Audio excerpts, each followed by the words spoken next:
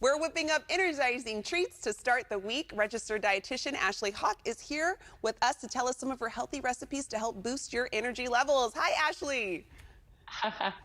That's right. So we have got some great recipes out here today to kick off your Monday. I know Mondays can be a little hard for all of us. We have technology glitches, we have other scheduling glitches. We don't want to, so we need to get the right nutrients inside of our bodies so that we're staying energized and we're all week long. Yes, and you have a few So recipes for us. Can you tell us about them that you're going to be sharing today? absolutely. So, the first one is my chickpea blondie brownies and cookies. This is a great recipe because there's a lot of different ways that you can customize it. And I kind of want to start by going through some of the ingredients and a little bit of a shopping list. It's Monday, we're kind of getting that fresh start to the week. And sometimes it's great to look in your pantry, see what you have to be cooking with all week long. But it's also a great opportunity to say, hey, I'm going to try a new ingredient and I'm going to put that on my list. So I wanted to highlight, we're going to be using the chickpeas, and I always say stock up on these bad boys. You can get them, for a couple dollars at the store, and they're canned, so they'll have a long shelf life. Then I want to also recommend to stock up on a really good nut butter. Having an almond or a cashew or even a peanut butter is great to have in the pantry. And then today we're going to be using dried dates. These are an awesome source of natural sugars, so you're able to cut down on some of the refined sugars.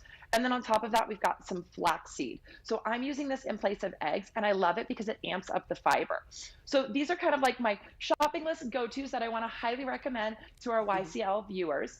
And then on top of that, you can make these delicious blondie brownies, and you can also make them into cookies. So all you're going to do is take your chickpeas and you're going to dump them directly into your food processor. All the recipes I brought today are our blender buddies. So they're so easy. You just put everything in and then blend it all up. So we've started out with the chickpeas. We've got those in there. Then we're going to add in a couple of these dates because that's what's going to give us the natural sweetness.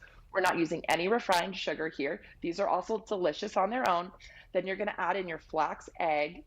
And then on top of that, you're going to add in you're going to add in a little bit of almond milk, and then you're going to blend it all up. I'm not going to do that right now because it's too noisy. But what's great about it is once you blend all this up, then you just put it in your brownie pan, or you can use a cookie scoop, and then you can cook them like cookies, or you can do them like the blondies at 350.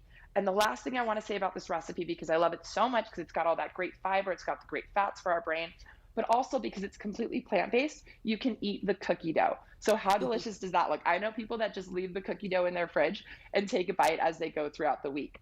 So those are the blondies, and they're so great because, again, we got that fiber. We're using all natural ingredients, and they're totally dairy and gluten-free. So we got Ooh, a lot. yeah, all of that looks so tasty. Right? And I wanted to ask you real quick, Ashley, what are some ways you can use substitutions if you're missing an ingredient? Great question, Desiree. Okay, so how I mentioned that I was using the dates here? Well, if you don't have dates on hand, which, again, might be something new you're trying this week. And again, I highly recommend, so delicious. But you could also just use regular honey. You could use a maple syrup, or if you wanted to use some sugar, you could absolutely do that too. But sometimes I like to use more of those natural sources of sugar. So that's a great example right there. And of course, you could use an egg in place of the flax egg if you don't have that on hand. Oh, perfect and good to know. And I know you've got a smoothie for us, so walk us through that. That's right. Okay, so we have to have something to wash down those blondies, right? So I want to highlight that when it comes to making smoothies, I always encourage my clients and friends, get your base recipe down. What are your favorite ingredients? And you can then expand from there. So, this morning, I always want to use as much greens as I can because I think spinach, you're probably wondering, what is she doing with that giant bowl of spinach? And we're talking about smoothies. Okay, well, stay with me here. We're going to throw in a big handful of this spinach with all of our smoothies because it's got so much water in it that it's going to take on the natural flavors of whatever we include with the smoothie. But on top of that, you're getting all those delicious and perfect vitamins and minerals from the spinach. So whenever I bring out my blender, I am always tossing in a handful of spinach because it's just the easiest way to amp up the nutrients in any smoothie or any drink that you're making. So I always start with my spinach, and then from there I'm going to add in my frozen fruits and veggies. I can use strawberries or cauliflower. We showed the strawberry and cauliflower video just a minute ago.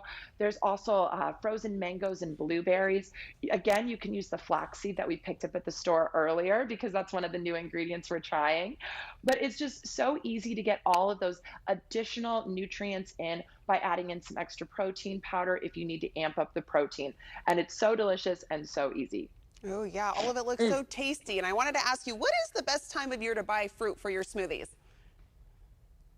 That's a great question. I always recommend to shop what's in season. Yeah. So checking out your local's farmers market is an easy way to do that. But as I mentioned about the chickpeas, stocking up on things that are shelf stable is always great too. So there's no downside to buying the frozen fruits and veggies Yeah. when we see them in our supermarket because you can use them year round, they're cost effective, and you're still going to have all of those nutrients.